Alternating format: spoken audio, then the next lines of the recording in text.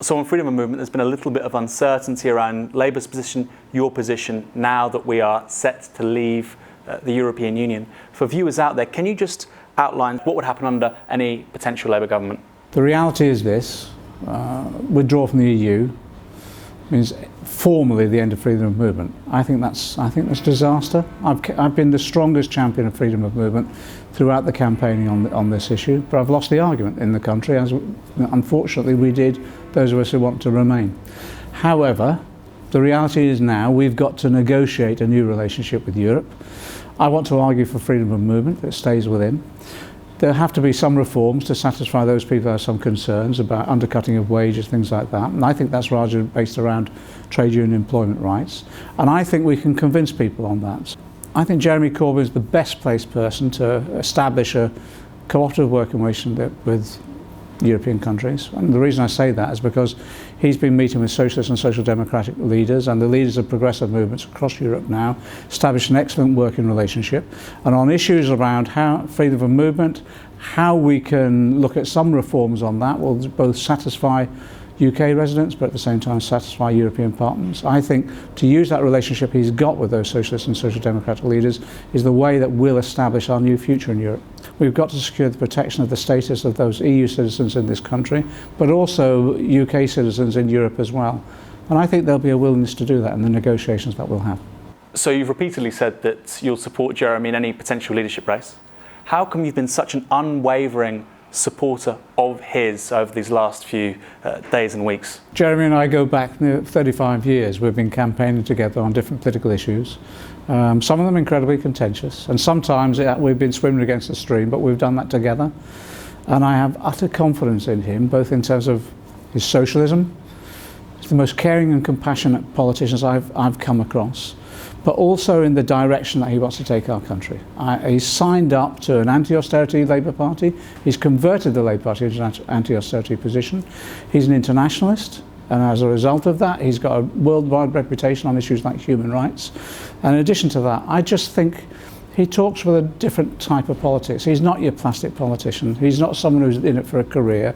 He's in it because he's an honest commitment to the principles that he stands by. And I just think if people gave him a chance, not only would he be able to convince people and they would win elections, but we'd transform the society. So another point of ambiguity is whether or not Jeremy will automatically make the ballot.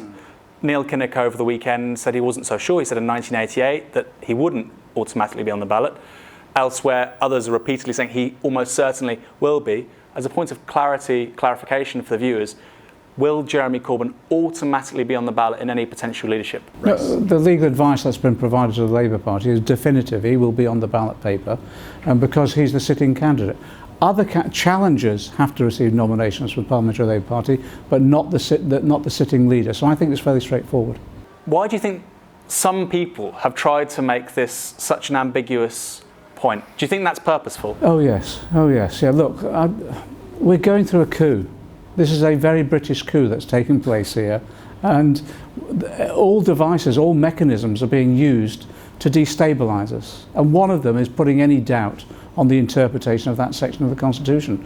But the legal opinions of the Labour Party is extremely straightforward, and so Jeremy will be there if there is a contest.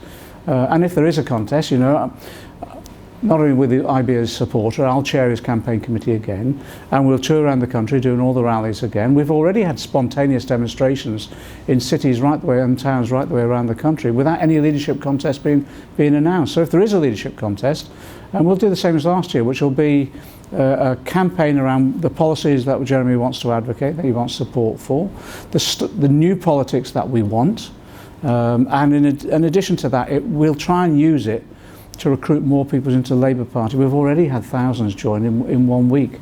We doubled the Labour Party last time. We might be able to double it again. We're becoming a mass party again. And that's as a result of Jeremy's campaigning.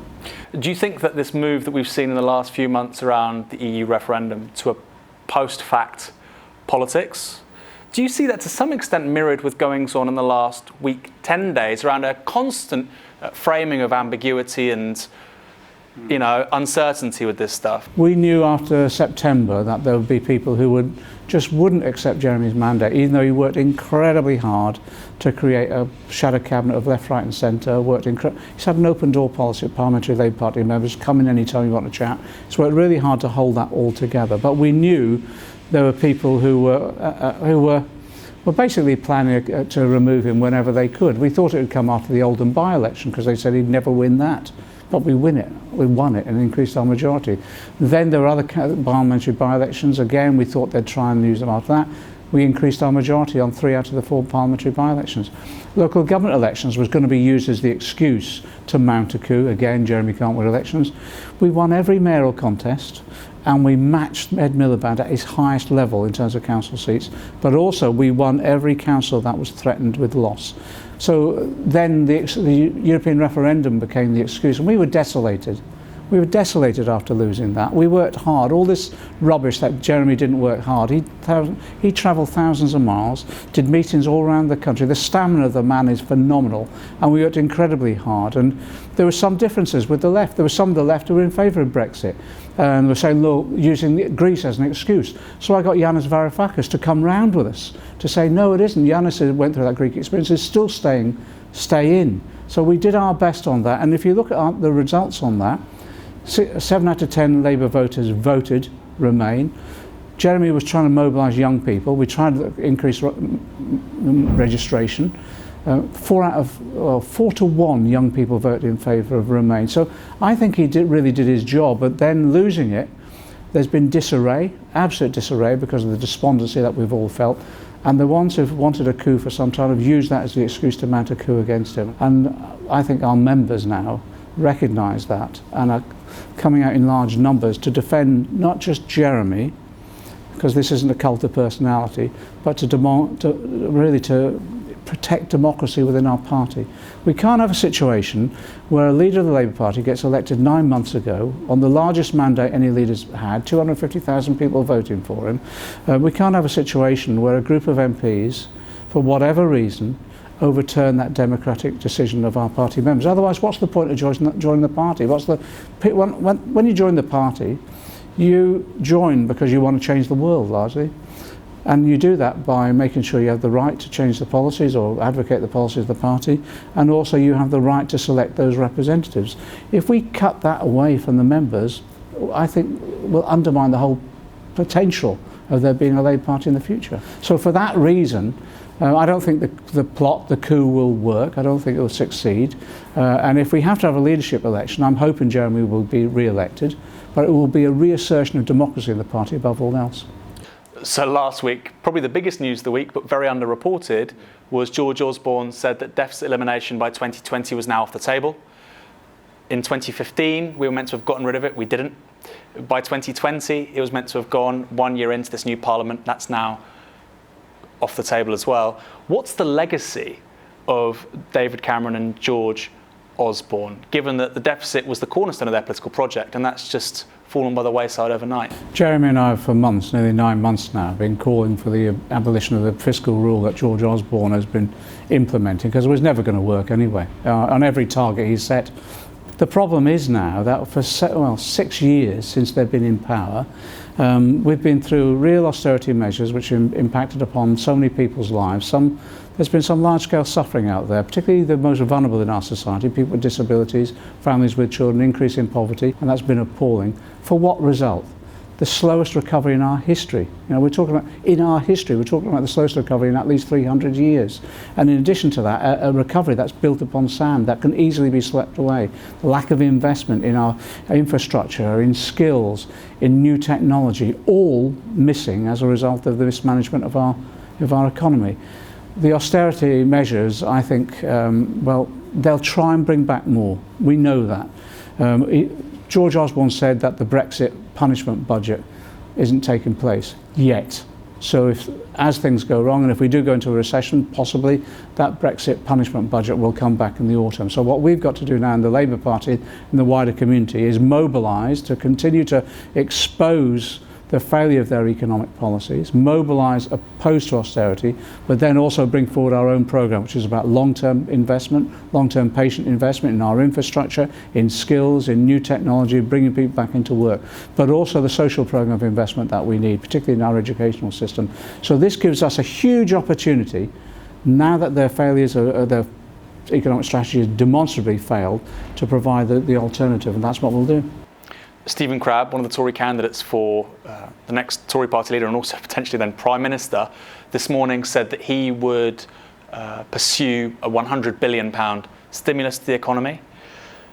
Does that prove everything you've been saying over the last 8 months, right? And what does it mean now that Stephen Crabb, in terms of economic interventionism, is now to the left of 3/4 of the Parliamentary Labour Party? Well, it's reaffirmed my faith in the powers of conversion, let me say that, because we've been saying this for the last 9 months. But remember, the Labour Party conference in September, Jeremy had been imposed 10 days. At the Labour Party conference, we converted this party into an anti-austerity party. So the vast bulk of our membership and our members anti-austerity, and this has proven the case. The fact that Crabb is coming out with that now demonstrates, well, we'll begin to hegemonise the argument. We'll begin to dominate the argument now.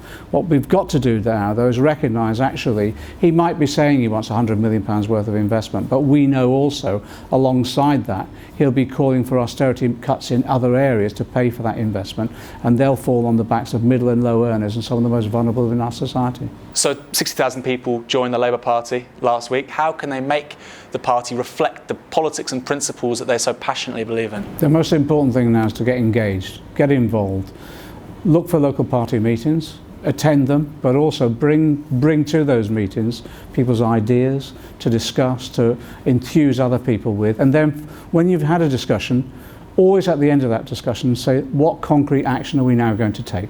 So it's all about engagement now. Thanks for joining, but get involved, get engaged now, because in this way we can build what the Labour Party used to be when it was first founded, a social movement. To win electorally, you've got to build a social movement and a climate of opinion that will support the policies and the ideas that we want to implement. So get involved is the key thing. Excellent.